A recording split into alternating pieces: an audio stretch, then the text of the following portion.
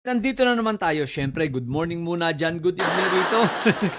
Eto guys, pag-usapan natin pero bago yun, panoorin muna natin ang videong ito ni Inday Sayad. Okay?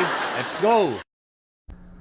Ang mga natutunghayan natin ngayon ay dapat ikabahala ng bawat Pilipinong naniniwala sa demokrasya, anuman ang kanilang paniniwala o kulay sa politika. Nakikita natin kung paano ginagamit ang mga institusyon ng gobyerno at ang pera ng taong bayan laban sa anumang oposisyon. Sa halip na tutukan ang mga tunay na suliraning kinakaharap ng ating mga kababayan, ginagamit ang kapangyarihan upang patahimikin ang mga boses ng mga hindi sumasang-ayon. O ayan guys, napanood natin ha. O maliwanag ha, to the rescue na si Sayad.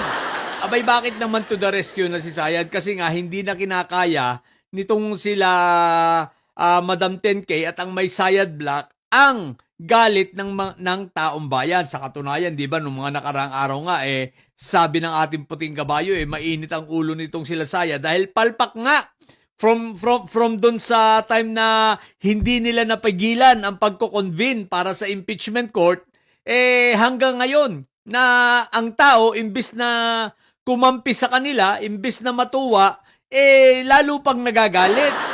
Dahil nga sa mga pangyayari at sa mga kala-live selling nitong si Kawatano, si Madam 10K, ayan na nga, to the rescue na si Inday Sayad. At natural, ano pa bang makikita natin? Di ang makikita lang natin kay Sayad, di ang naratibo nila na sila ay mga inaapi, sila ay pabiktim, at ang mga pangyayaring ito ay political persecution. Na para bang sinasabi na tinatarget talaga sila at ito ay konektado pa rin sa impeachment trial niya. At para sa ganun konektado rin dahil pinapatahimik sila dahil sila ay tumutulig sa gobyerno. Di wow! Ang lupit no? Ang mga diskarte nito mga style bulak Hoy, Inday Sayad na bobo! Kung di ka pala naman tanga, ang sisihin mo, yung mga tao mong mga magnanakaw. Kasalanan ba ng taong bayan? Kasalanan ba ng mga ng ombudsman? Kasalanan ba ng mga ibang mga senador? At kasalanan ba ng mga ordinaryong tao na makita at malaman yung kalokohan ng mga pinagagagawa ninyo na numero 1 ka na, no? Yung mga pagwawaldas ninyo at pagnanakaw sa pera ng bayan, yung panluloko ninyo patungkol sa flood control, ngayon, pag nademanda kayo, mag-iiyakan kayo. Tsaka for your information, Inday Sayad, matagal na yan, last year pa yan hinihingi ng tao. Ang investigasyon na yan ay last year pa nagaganap.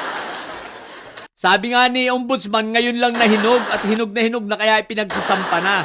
Ngayon, sasabihin nyo, political persecution yan.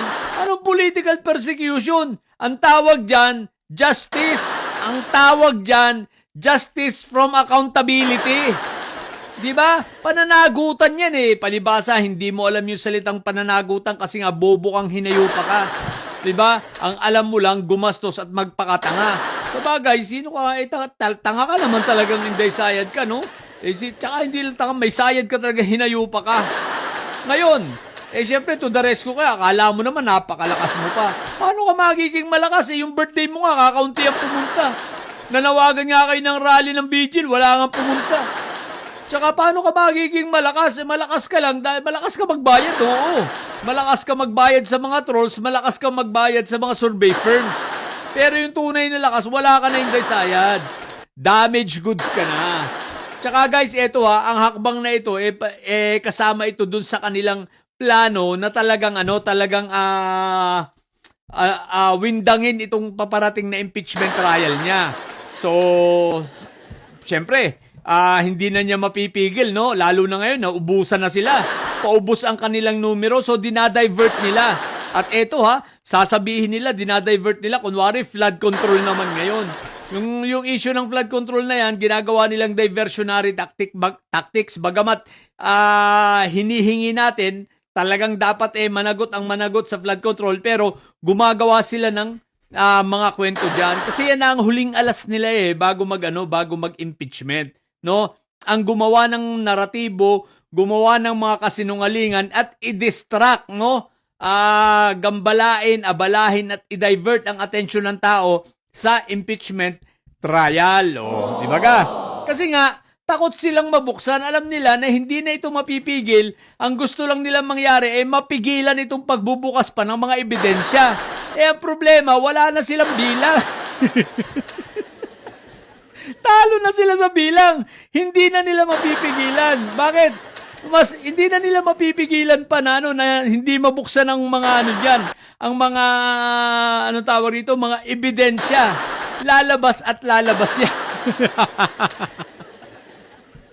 Tsaka hindi na nila mapigilan ang galit ng taong bayan. Nakita nyo ba itsura ni Sayad payat na? Stress na ang hinayupak. Eh syempre no, kaya ngayon iniisip ni Sayad to the rescue sa akala niya malakas pa siya. Eh palong-palo eh. Mukhang kakatira lang ni ito ang kajaming lagi ni Barbie Basti. Mukhang kakatira lang ng magkapatid eh no. Palong-palo na naman. So wala talaga, sablay na naman yan. Eh si Inday Sayad, akala niya kahit magre-rescue siya, to the rescue pa siya, ay magkakaigi. Inday Sayad, nabobo! Hindi na yan magkakaigi. Kahit mag to the rescue ka pa dyan, hindi mo na kayang pigilan ang impeachment trial mo. At yung inyong mga senador, alam mo ba, na habang nag-ongoing ang impeachment trial, tandaan mo may isa pang mangungulungan at mababawasan pa yan. O ha? Tandaan mo si Jingay, si Joel Islulong malapit na yan. Tandaan mo, possible next week or next week, si Joel Islulong, nasa Oblo na rin yan. Makakasama na yan ng dalawa. Magiging 3 na sila ron. O ha?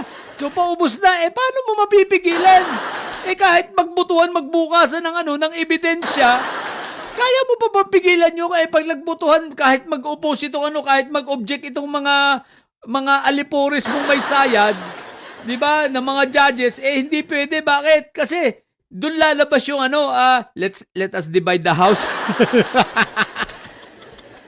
Di magbubutuhan ngayon. Talo ka na. Bakit? Kasi ang matitira dyan sa sa may sayad block mo 10 na lang. Habang yung sa kabila 11 pa. Kung lumipat pa yung isa, 9 na lang kayo. Tapos 12 yung kabila. Ay Diyos ko, Rudy. Saan ka pupulutin, Sayad? Kaya kahit anong mga pa-epal-epal mong ganyan, wala na yan. Hindi na magkakaigi yan. No? At alam nyo, alam na, kitang-kita na talagang kayo ay kaunti. Nagmamanifest na yan sa pamamagitan ng sa simpleng rally nyo nga eh. Ang dami nyo panawagan, hindi kayo dumadami. Ang dami nyo ng tawag dito, mga gathering ninyo ng rage na yan. Dumami ba kayo? Wala, kayo rin lang. Kaya hanggang pangarap na lang kayo. No? Hanggang ganyan na lang kayo. Ang importante, Sayad, mahuhubaran ka. Tandaan mo yan. Sa impeachment trial, mahuhubaran ka ng husto na hinayo pa ka, no?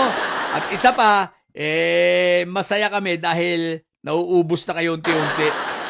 Yung mga may sayad na mga alipores mo lahat, nangungulungan. Napaka-weak talaga lang aming Pangulo. Isipin mo na ipagpakulong lahat kayo. Ang weak ni Tito Bongbong, grabe. Pinakukulong kayong lahat. Ilan mo na. Sa mga bubutidilis dyan, may sayad na nyo. Ang tatay nyo ay preso, ang BP nyo ay bobo. Manatili kayo mga bobo at may sayad sapagkat ang may sayad ay laging high blood. Bye!